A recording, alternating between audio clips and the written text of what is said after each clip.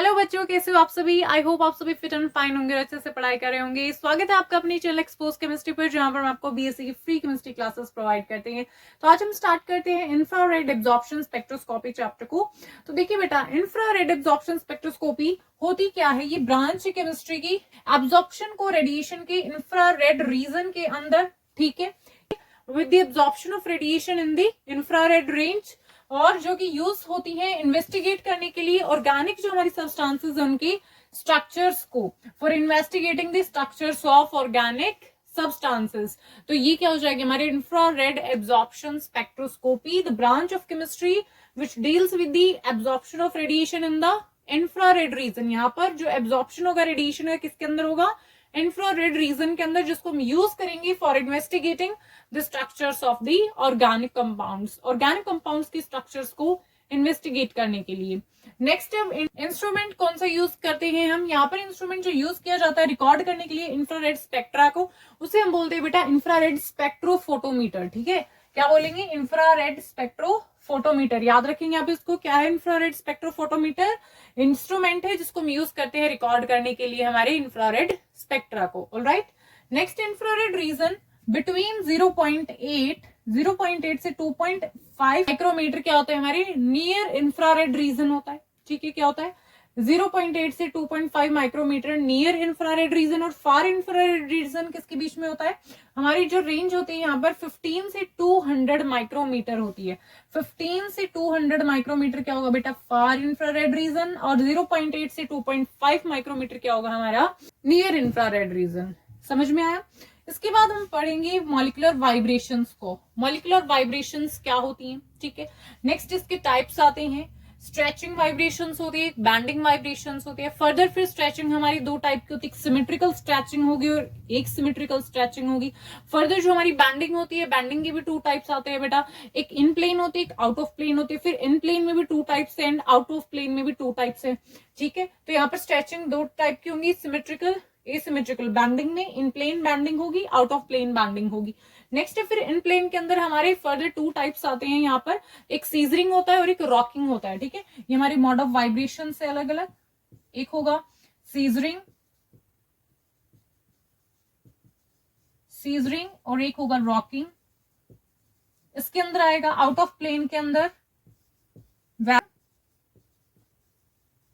And twisting. ठीक है बेटा, ओके।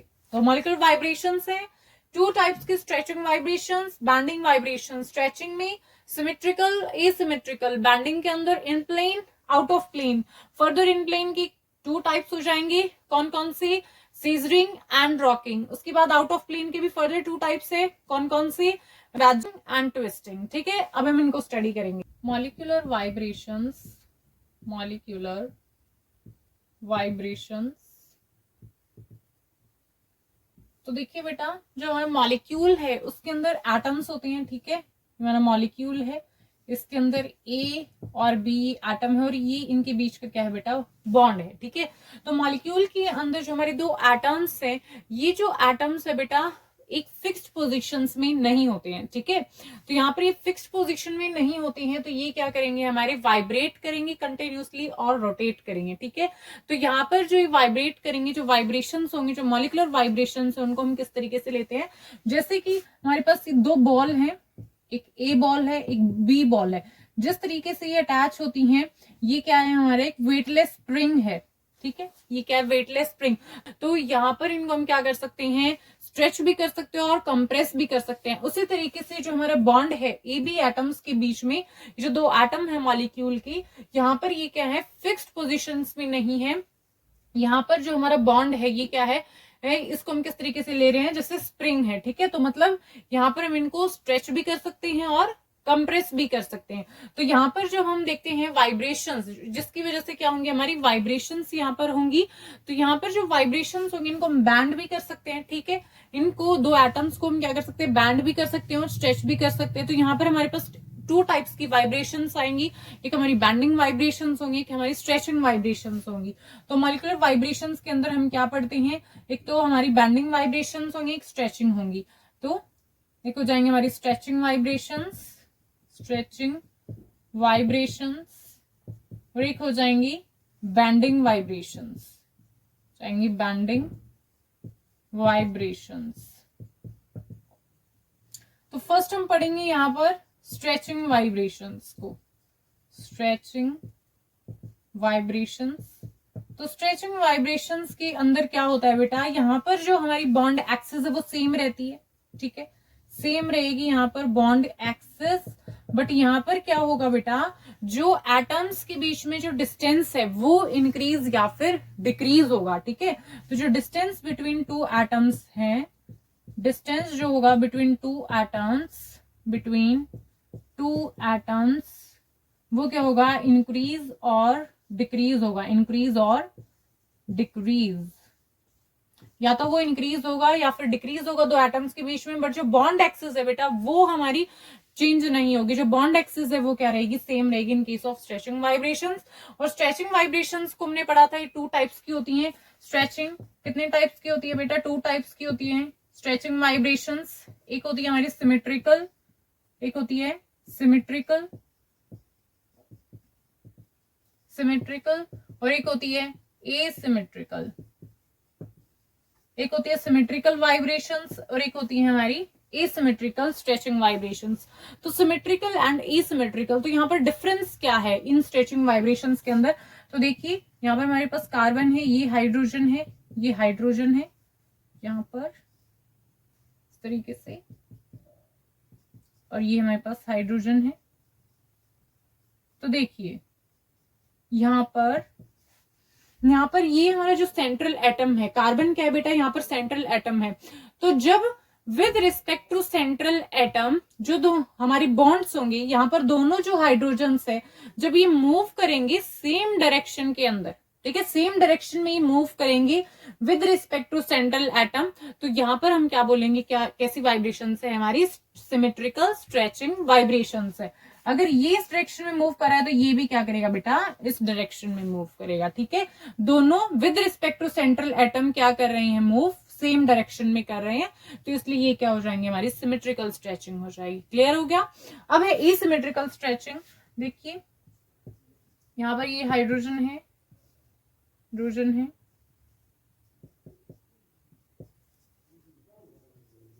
और हमारे पास यहाँ पर ये हाइड्रोजन है,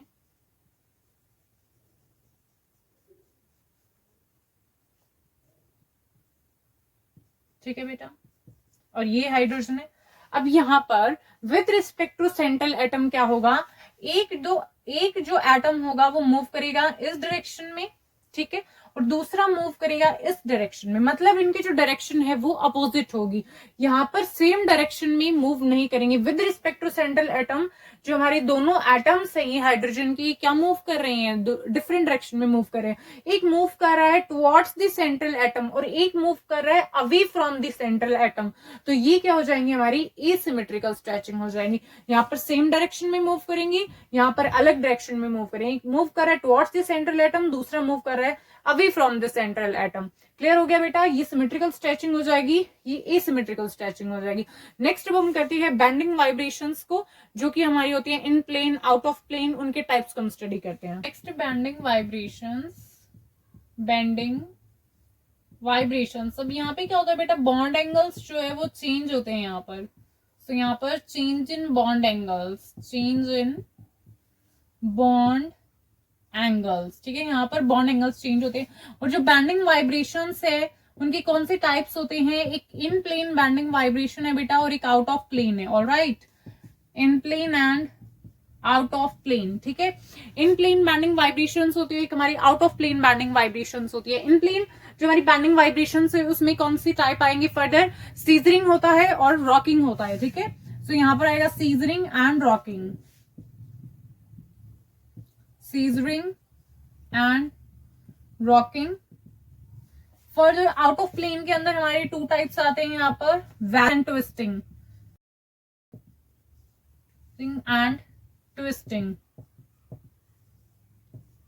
ठीक है बेटा, सीजरिंग, रॉकिंग एंड ट्विस्टिंग। अब सीजरिंग के अंदर क्या होता है, यहाँ पर इन प्लेन बैंडिंग वाइब्रेशन है, ठीक है। सीजरिंग एक तो क्या है बेटा, इन प्लेन बैंडिंग वाइब्रेशन है और इसके अंदर जो दो एटम्स है वो मूव करती हैं एक दूसरे की तरफ, ठीक है। यहाँ पर in this type of mod, in this mod of vibration, यहाँ पर जो दो एटम्स है वो मूव करेंगे टुवर्ड्स ईच अदर। देखिए किस तरीके से, यहाँ पर हमारे पास कार्बन है, ये हाइड्रोजन है, हाइड्रोजन है,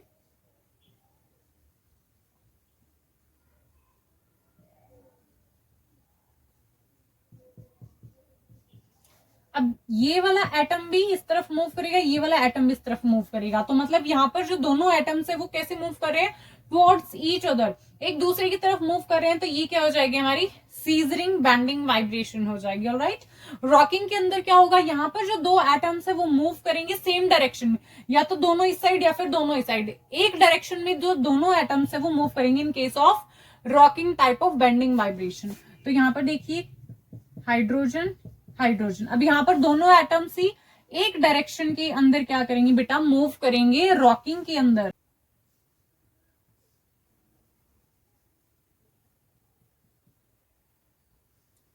यहाँ पर हाइड्रोजन है, हाइड्रोजन आ जाएगा, फिर भी हाइड्रोजन है। तो यहाँ पर जो दोनों हाइड्रोजन एटम्स है मूव कर रहे हैं बेटा in the same direction. Next है, यहाँ पर क्या होता है, यहाँ पर जो दोनों एटम्स है with respect to central atom वो क्या करते हैं, या तो वो मूव करेंगे अबव द प्लेन, ठीक है, या फिर मूव करेंगे बिलो द प्लेन। तो देखो कार्बन, हाइड्रोजन, हाइड्रोजन, यहाँ पर हम प्लस से रिप्रेजेंट करते हैं, दोनों प्लस है, मतलब दोनों ही एटम्स है तो अबव द प्लेन मूव करेंगे या फिर दोनों ही बिलो द प्लेन मूव करेंगे।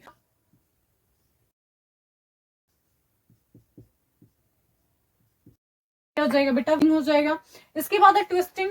ट्विस्टिंग में क्या होगा, दोनों ही एटम्स क्या करेंगे, एक बिलो द प्लेन मूव कर रहा है, दूसरा अबव द प्लेन मूव करेगा। इन केस ऑफ ट्विस्टिंग यहाँ पर क्या होता है, यहाँ पर एक बिलो द प्लेन अगर मूव कर रहा है तो दूसरा अबव द प्लेन मूव करेगा, एक अबव द प्लेन मूव कर रहा है तो दूसरा बिलो द प्लेन मूव करेगा। ठीक है बेटा, यहाँ पर इस तरीके से होगा ट्विस्टिंग के केस में। तो यहाँ पर हम पॉजिटिव नेगेटिव से रिप्रेजेंट करते हैं, एक अबव द प्लेन है तो दूसरा बिलो द प्लेन मूव करेगा। पर हाइड्रोजन आ जाएंगे,